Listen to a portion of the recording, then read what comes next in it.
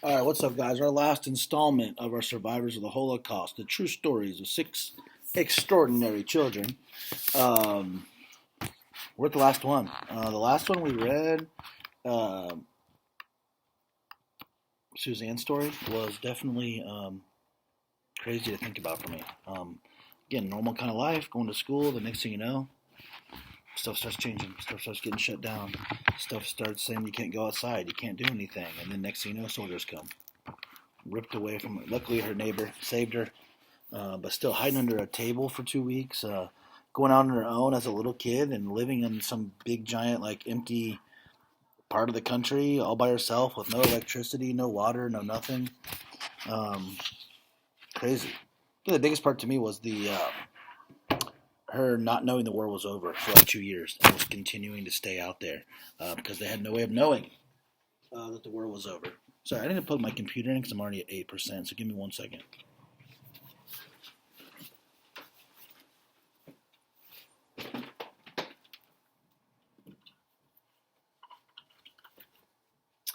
Sorry about that. I'm gonna die in the middle of it. So, boom, power on. All right, we're good. All right, so here is Arek, and hopefully I'm pronouncing that right. Look at this suit. Look at the building. The shaved head.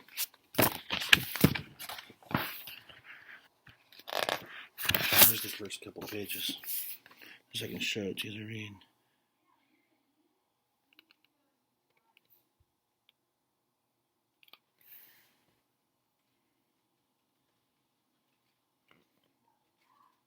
All right, here we go. Feel the scary German dog down there. I was born in Seredaz in Poland. One day, when I was 15, the Nazis came and took us away. In the wagon, there was only one very small window. It was hot. We were so cramped. We couldn't even sit down. Some people had some water, and some people didn't. After 2 days and one night, through the wagon, I could see barbed wire, electric fences, SS men with dogs.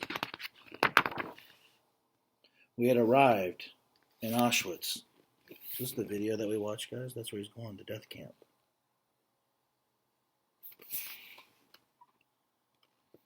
They are getting off the train.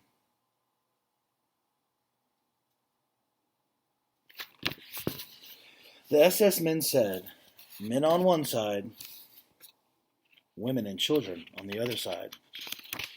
We made two long lines. Dr. Mengele happened to be on the selection platform. He pointed a finger to the left or to the right. To the left went children, mothers with children, and elderly men. I'd noticed a lot of people who were chosen to go to the right were fitter men. I knew that was a good thing with the Nazis. If they didn't need you, then that was it. Then suddenly, they tried to take a child away from her mother, and she started screaming, and the Nazi SS men ran toward her.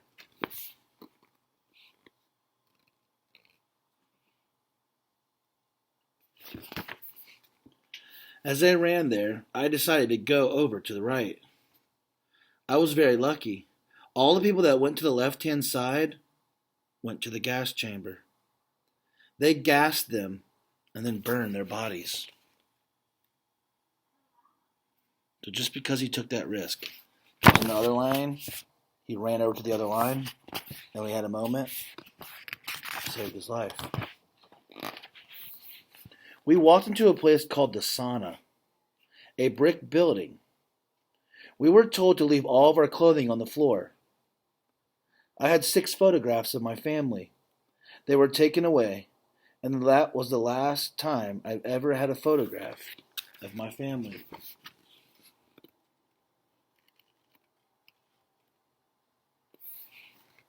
The next side here. I had my head shaved. And from there, we went into the next room and were given our uniforms.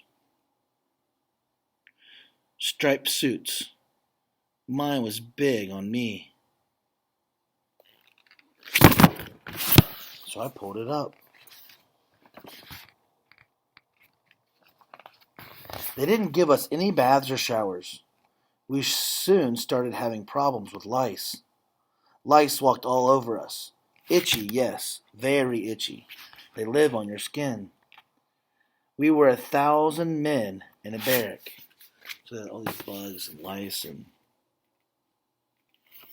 look at that. That's 1,000. That's what it would look like with 1,000 people in one spot. Those little heads. 3 bunks high, 10 people on a bunk. We slept on the boards. There was no straw. There were no covers. People snored. People moaned. People died next to you.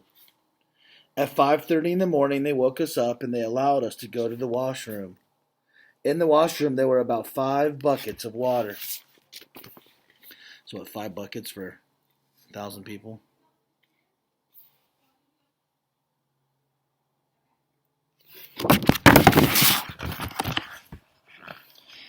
And you just dipped on your hands, washed your eyes, and that was it. I was just skin and bones because they didn't feed us. They gave us a small piece of bread in the morning with some black coffee made of burnt wheat.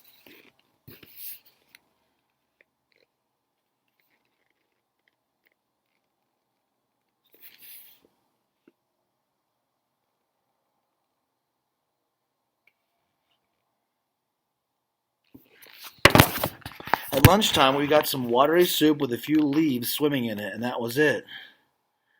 Live on that for months and years. Going on, you're just like a skeleton. Your mind can't think properly. Your body is weak. You're starving all the time. All you think about is food. You can't help but think about it. Look what this guy's doing. I know Steven mentioned something about this in class about seeing all the shoes, but there's all the shoes of people that have been killed. He's just dumping them into the dump. In Auschwitz, I was tattooed. I got a number. On my left arm, it's still there now, and I just can't take it off. I've lost 81 people from my family. I only found my sister 2 years after the war. How could I say how it changed me? I'll never forget what I went through.